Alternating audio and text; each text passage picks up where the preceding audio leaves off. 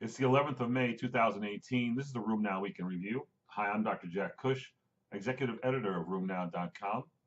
This week in the news, the FDA and regulatory information, footballers and injuries and arthritis, and non-adherence to our drugs. Imagine that. And guess what? It's not due to astronomical costs. At the top of the news is a study from Australia that looked at something they call gluteal tendinopathy, something we call trochanteric bursitis. And it was an interesting randomized trial that looked at which is more effective, either education and exercise or local steroid injection or taking a wait and see attitude. Turns out that at 8 weeks, the education and exercise was as good as anything else, actually better than everything else when it comes to pain and global scores overall. And then when you look out to week 52, still education and exercise looked the best. Although the pain benefit was a little bit less, still it was the exercise and education that seemed to shine through. So again, there may be a role for steroids, and one reader on our site correctly pointed out that maybe the use of steroids might get you faster responses, while education and exercise can take over for longer responses. But it's interesting data on how we may manage trochanteric bursitis. There was an interesting report this week about tofacitinib being used in an animal model of large vessel vasculitis.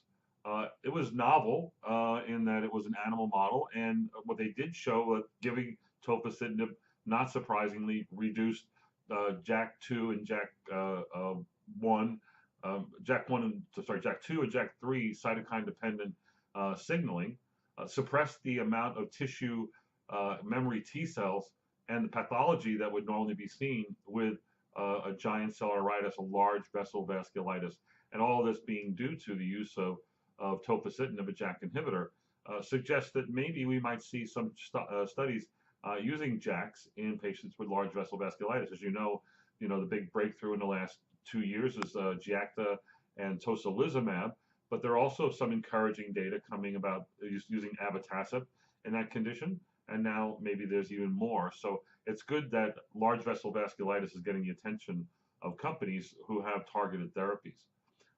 Regulatory information that comes from AbbVie, who announced that it has submitted its BLA to the FDA for risankizumab, their IL-23 monoclonal antibody for use in patients with plaque psoriasis. That's going to be, I think, another advantage for those patients, and we'll see where that goes.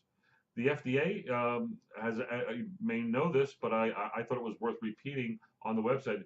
To date, the FDA has approved 9 biosimilars for use in the United States. Now, it turns out that not all of them are being marketed for one reason or another, legal battles, still issues on patent, etc. But this includes the Zarxio, which is the first one that was approved a few years ago, and then a number of them that are used in the rheumatology space. That includes Inflectra, Erelzi, Amgevita, Renflexis, Cytelzo, and Infixi. But then there are 2 others that are outside the rheumatology space. That includes Mavasi, which is an Avastin biosimilar, and Ogrivi, which is a Herceptin biosimilar. So I think it's interesting that the numbers have grown. They're going to start to creep into the clinic. I know that the Inflectra biosimilars, of which there are 3 now on the market, have already started to make a change in a number of places.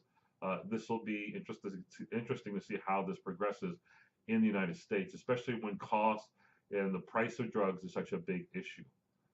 The FDA announced this week that they may be getting into the safety business by getting into the electronic health record business. As you know, the FDA has this big initiative called Sentinel, where it's trying to get real-time safety data, not just rely on safety event reporting from the manufacturers of drugs, and also from the MedWatch system, the adverse event reporting system, which requires voluntary reporting by patients and doctors of events that may occur, but using other measures, including social media, including being tied in with large data sets from electronic records, that this new Sentinel effort is trying to get a new perspective on safety. Well, I think the FDA has correctly made the move and has requested $100 million funding in 2019 to develop an EHR initiative where they would make available an EHR, much like they have in the VA system.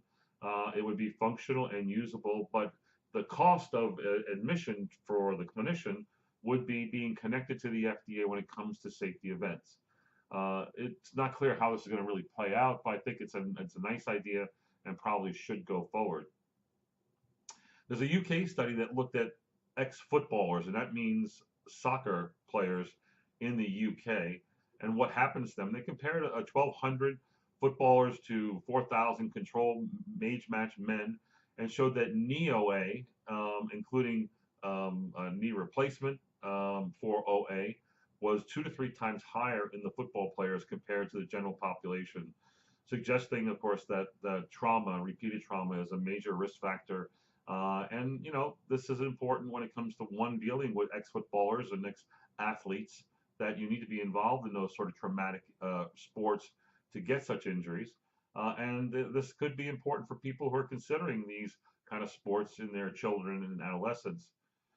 We do know that, like running, for instance, does not cause knee OA if you have a structurally normal joint and normal mechanics.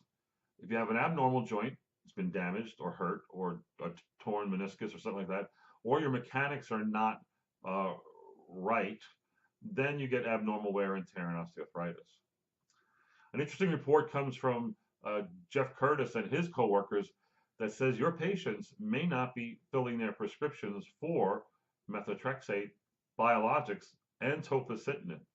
What they found was they actually tied up EHR records along with claims data and saw when an EHR recorded a prescription for these drugs, that they looked within a window of time to find out if the drug was in fact filled at the pharmacy, that being at least some measure of compliance. What they found was, I believe, shocking, that 37% of people prescribed methotrexate failed to initiate methotrexate within 2 months of receiving the prescription. Fairly good evidence that they're not taking it. Also, when they looked at tofacitinib and biologics, the number was 40.6% failed to initiate therapy with those drugs within 3 months, suggesting there's a real issue here that we're not really addressing and needs to be addressed. The predictors for non-adherence, at least to methotrexate, was age, race, region, body mass index, the number of drugs that you're on, and the number of comorbidities you may have. But it'd be helpful to know who's maybe at higher risk here. It'd be helpful to know who's not filling the prescriptions. I don't know why pharma actually has data on my patients and what prescriptions they're filling when I don't really know that. I think it's something that should change. Lupus is in the news with some nice longitudinal data that looked at what's happened to lupus nephritis, and specifically biopsy evidence of lupus nephritis, over a 46-year period ending in 2016. And what they showed, looking at 3 different eras, that it looks like the severity of lupus is declining. What they did show that although the histologic class and the activity index did not change over this period, the chronicity index did significantly decrease from 1970 to 2016. And when they look at the people who did not develop end-stage renal disease, obviously a failure or a bad outcome with lupus nephritis, it was a good number in era 1, in the first 10 years or so, 87% in era 1. It actually improved to 94% in era 2. In the most recent era, going up to 2016, 99% of patients fail to develop ESRD, end-stage renal disease. And the same was seen when you looked at 20-year intervals, suggesting that, again, we're doing better either at diagnosing it, intervening, and actually preventing the outcomes.